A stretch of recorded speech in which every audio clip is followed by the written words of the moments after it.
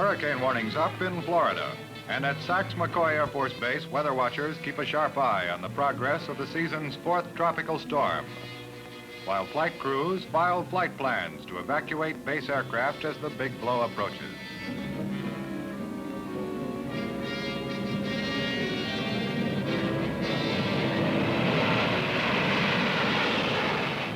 At Cape Canaveral, missiles already up in the gantries are hauled down as the teeth of the gale grow sharper.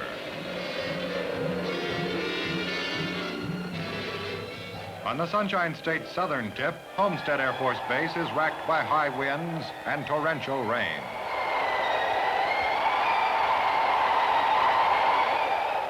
At Patrick Air Force Base, a stately victim succumbs.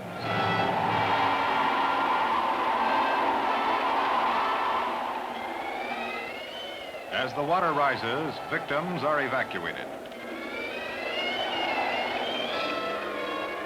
The wind and water subside, and Air Force helicopters survey the damage in the Florida Keys, where Donna's winds reached a force of near 150 miles per hour.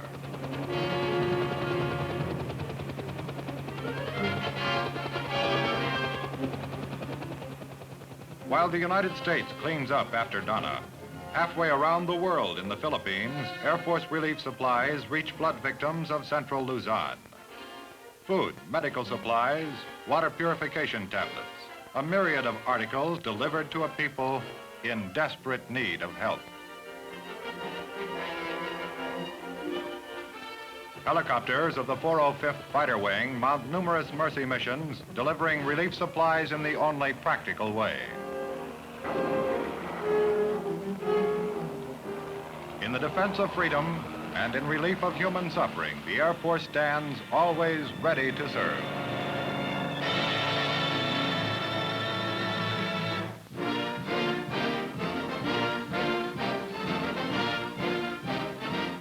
The place is Fort Benning, Georgia, where 34 Air Force Academy cadets are undergoing airborne training right along with the airborne infantry units at this jump training center. The Academy cadets volunteered to give up their summer leave time to take this tough 3-week course, which demands the greatest discipline and physical stamina.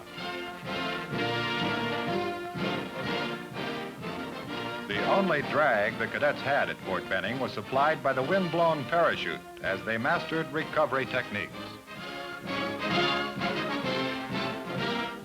At the end of 2 weeks, the trainees get up in the world, 250 feet up, for a simulated live jump.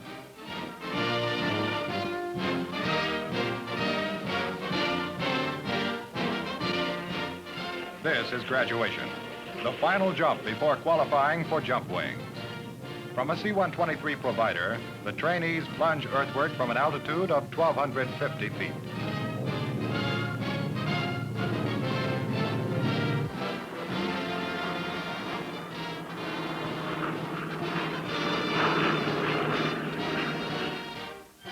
The cadets have learned their lesson well and have gained knowledge of a sister service which will serve them when they take their place as future Air Force leaders.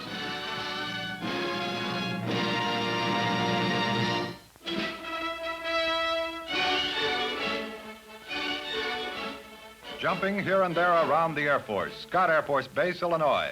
An estimated 100,000 people turn out for a day-long show designed to give the public a first-hand look at some of America's aerospace power and to keep as many people as possible off the crowded highways during the dangerous holiday weekend. And at Anderson, South Carolina, a similar program sponsored by the local Air Reserve Squadron. Bevo Howard, president of the Hawthorne Flying Circus, puts his Bucher Jungmeister biplane through some exciting paces.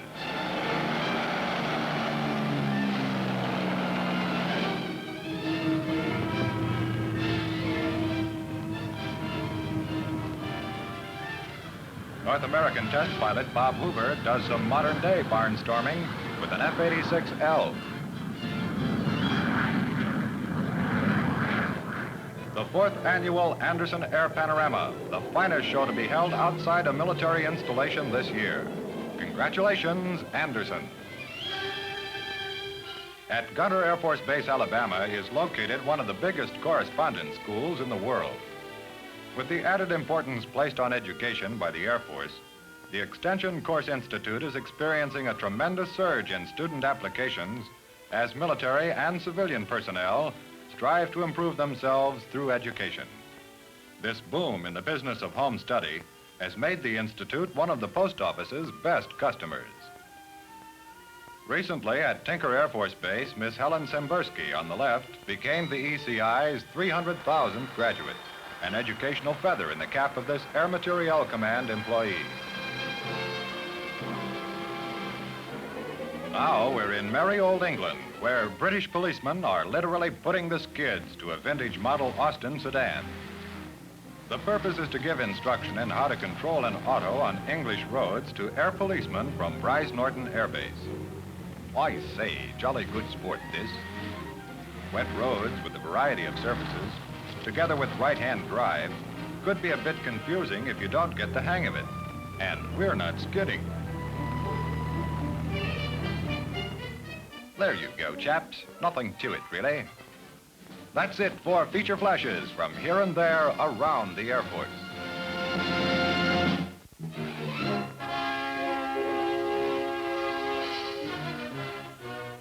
Planning for the future, the Air Force is already conducting tests of the train which will deploy the Minuteman ICBM, a three-stage solid propellant missile, even before it goes into the flight testing stages of development. The Minuteman Train is deployed from Hill Air Force Base in Utah, and current test runs over existing lines in the West are aimed at checking out the extensive communication systems aboard, which link the train with its home station and the command post at SAC headquarters. Added to the test of communications, these trips out, which last 2 weeks at a time, give the launch train personnel a chance to get used to this nomadic existence and to determine what, if any, adjustments are to be made before the system starts hauling the Minuteman. There's a lot of beautiful scenery along the way, the kind the travel posters mention. And inside, the comforts of home. The Minuteman Train, a mobile launch pad for an upcoming weapon system, will add new strength and versatility to this nation's deterrent power for peace.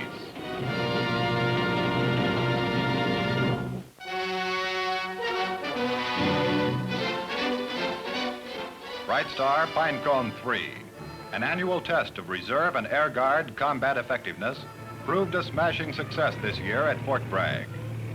Air Reserve, Air Guard, Tactical Air Command, and Military Air Transport Service flew more than 11,600 hours without an accident or incident, a perfect safety record during the month-long Joint Army-Air Force exercise. Aircraft in-commission rates were high, 85% for the fighters, and this included nearly 900 missions for all types of jets. Troop carrier planes flew 990 combat sorties, delivering 10,419 paratroopers and nearly 2,900 tons of heavy equipment. Over 98% of the missions assigned were completed. Only 4 of the nearly 1,000 sorties were aborted due to aircraft malfunction.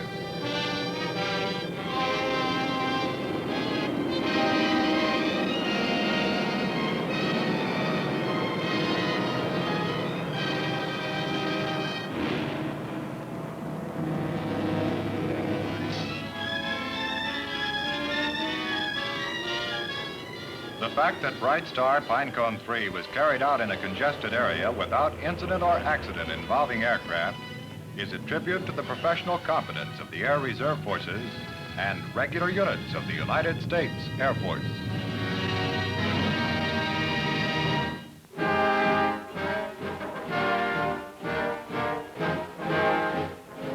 Under the warm subtropic sun of Eglin Air Force Base, there's a special hangar where right now the temperature is 25 degrees below zero. During the past year, over 700 pilots, navigators, and air crewmen have undergone physiological and survival training in this climatic laboratory where temperatures as low as minus 65 degrees can be produced. The basic factors to be learned in this training are to become acquainted with the sudden shock of the cold of the Arctic, and to work together as a team in a survival situation. One man is always designated a casualty, which puts a damper on the speed in getting shelter and enables the crew to get realistic team experience. Yes, it's cold here in Florida, mighty cold. But by way of contrast, take a look at this chap at Pease Air Force Base, New Hampshire. These altitude suits can make you think you're in a personal-sized steam room. Several different types of survival gear are being tested in jumps over the 45-degree waters of the Atlantic.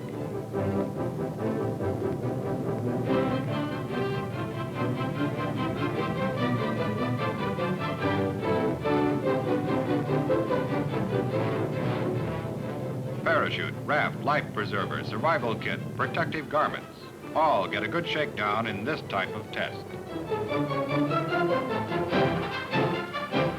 Swift Coast Guard boats rush in to fish each man out of the water in minimum time. That 45-degree water is cold.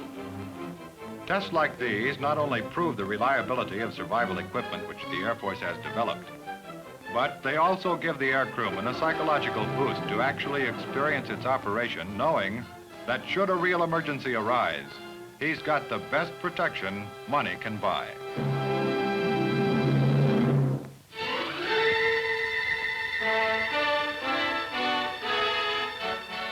September 10th, a quiet night for the nation's airlines.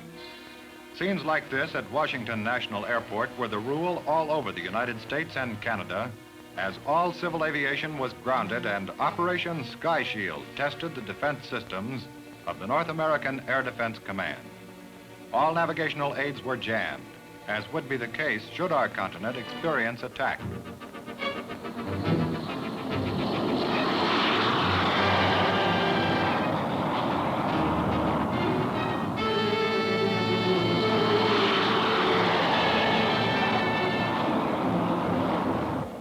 During the 7-hour test, SAC B-52 and B-47 bombers plied the night sky, giving 200,000 ground and air crews an idea of what to expect in an actual attack.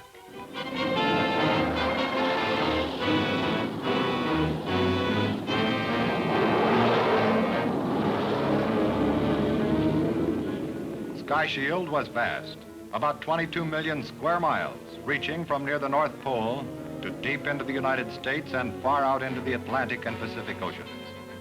Our air defense establishment got a realistic rehearsal, and lasting benefits will result from the operation. From ocean to ocean, from pole to gulf, the North American Air Defense Command stands poised to defend our nation against aerial attack.